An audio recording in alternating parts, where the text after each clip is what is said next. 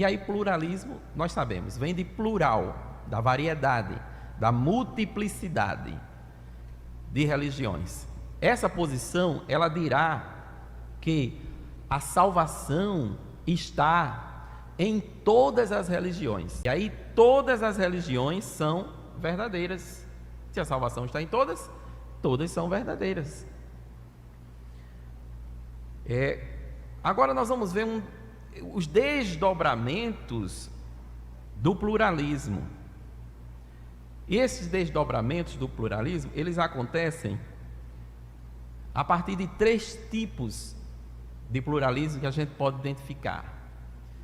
Tem o pluralismo empírico, que é o fato do pluralismo. Ninguém pode negar. As religiões estão aí para a gente ver. Então é o fato empírico.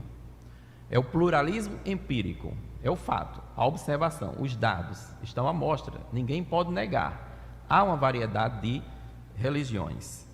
O segundo é o pluralismo incentivado. São as expressões que o D.A. Carson utiliza no seu livro O Deus Amordaçado. O subtítulo é O Cristianismo Confronta o Pluralismo. É um tratado filosófico-teológico acerca da salvação na perspectiva cristã em detrimento de todas as demais religiões. E ele traz esse dado do pluralismo incentivado. O que é isso? É você dizer, não, é bom que existam as várias religiões. E as pessoas devem mesmo ter outras possibilidades de crença. Isso estará calcado na terceira forma de pluralismo, que ele chama de pluralismo hermenêutico ou pluralismo filosófico. O que é este? Este é o pluralismo que vai dizer que todas as religiões estão certas. Se todas as religiões estão certas, então você tem que combater o exclusivismo. Este é o pluralismo filosófico. Alistair McCraft, no livro Paixão pela Verdade, ele diz que esse tipo de pluralismo empírico pode ser chamado de pluralismo descritivo. Ou seja, porque ele está apenas descrevendo. Tem essa religião A, tem essa B, tem essa C. Então é a descrição do fato da multiplicidade de religiões. Pluralismo descritivo. O outro, que é o incentivado e o filosófico, ele chama de pluralismo prescritivo. Por quê? Porque esse está dizendo que deve ser assim. Ele faz a defesa e diz que deve ser assim. Deve haver uma multiplicidade de religiões porque todas elas estão falando a verdade. Não existe essa coisa de uma que está certa e a outra está errada. E aí agora eu trago para vocês uma ilustração para clarificar melhor o entendimento, que é a ilustração dos 3 anéis, do poeta Lessing. O poeta Lessing, ele estava analisando essa questão da multiplicidade de religiões. E aí ele conta uma parábola. Ele diz que estavam reunidos 3 representantes das 3 principais religiões, que são os 3 monoteísmos: o judaísmo, o islamismo e o cristianismo. Ele chama o representante judeu de Natan o Sábio, o representante muçulmano de Sultão Saladino e o representante cristão de Cavaleiro Templário. Então estava Natan o Sábio, o Sultão Saladino e o Cavaleiro Templário. Estavam discutindo, conversando sobre as suas religiões. E aí o Sultão Saladino faz uma pergunta para Natan o Sábio. E ele pergunta assim: qual foi a fé e a lei que mais te iluminou? E Natan o Sábio, ele responde Ele estava pensando assim, ó, acho que ele vai dizer a minha, né?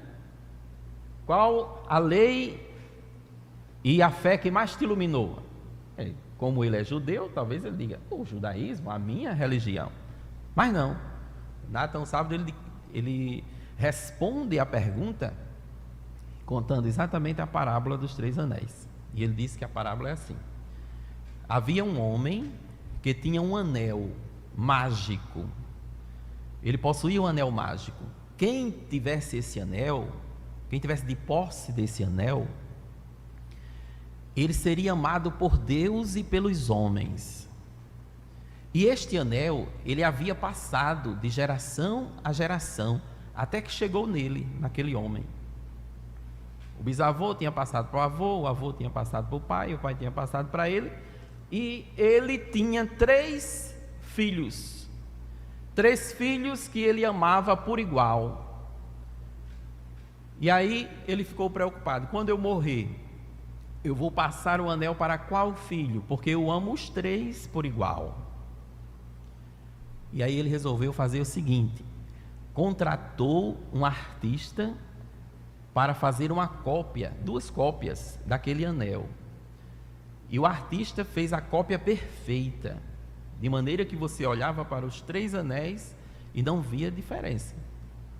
E ele prometeu separadamente a cada filho que quando ele morresse, antes de morrer, ele daria aquele anel. E quando ele estava próximo da morte, ele chamou cada filho em separado e entregou o anel, dizendo que era o anel mágico.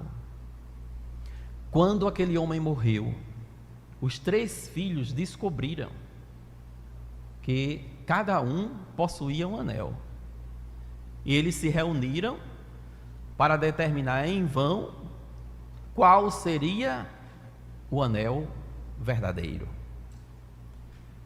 Olha, eu disse que eu fiz questão de me lembrar que eu estava contando a história para o meu filho, e quando eu falei em vão, ele perguntou: o que é em vão? Eu disse: vão é um móvel é um espaço da casa, né? Chama um vão, outro vão. Disse, mas em vão, o que é em vão? Ele disse: em vão é o mesmo que debalde. Aí disse: e o que é debalde? Eu disse: balde é o que a gente pega para botar água e levar para um canto para o outro. Não, eu quero saber o que é debalde. Quer dizer que não funciona. Você faz, mas não tem jeito. Você faz, mas não vai dar em nada. Não há resultado. Isso quer dizer em vão, né? Isso quer dizer debalde. Veja, eu estou reforçando isso para vocês, por quê? Porque os 3 filhos, eles se reuniram para definir qual o anel verdadeiro, mas eles fizeram isso em vão. Não foi possível. E aí qual a solução que encontraram? Vamos chamar um juiz, porque quando não se resolve a coisa na conversa, né? Coloca na justiça. Chamaram o juiz para decidir. E o juiz, quando analisou o caso, disse: olhem, cada um de vocês vai acreditar que está com o anel verdadeiro, e aí viverá uma vida moralmente boa, agradando a Deus e aos homens. Ponto. Está resolvida a questão. Olha, D.A. Carson, ele faz uma análise dessa parábola no livro A Intolerância da Tolerância. É um título curioso. Nós vamos perceber aqui num dos problemas do pluralismo. E a análise que ele faz é a seguinte: ele diz que tem 2 pontos. Primeiro é que essa parábola hoje ela precisaria ser revisada, porque não só tem 3 religiões. A gente já identificou que são aproximadamente 10.000. E segundo, quando fossem contar essa parábola hoje, teriam que retirar a expressão anel verdadeiro. Por quê? Porque quando você diz que um é verdadeiro, você está dizendo que os outros são. Se você diz que há uma religião verdadeira, é porque as outras são falsas. Mas o politicamente correto, que quer agradar todo mundo, não vai dizer isso, né? Então, o primeiro ponto. E o segundo, ele diz: segundo é que esta parábola, ela só funciona porque existem nela 3 posições ridículas. Ridículas.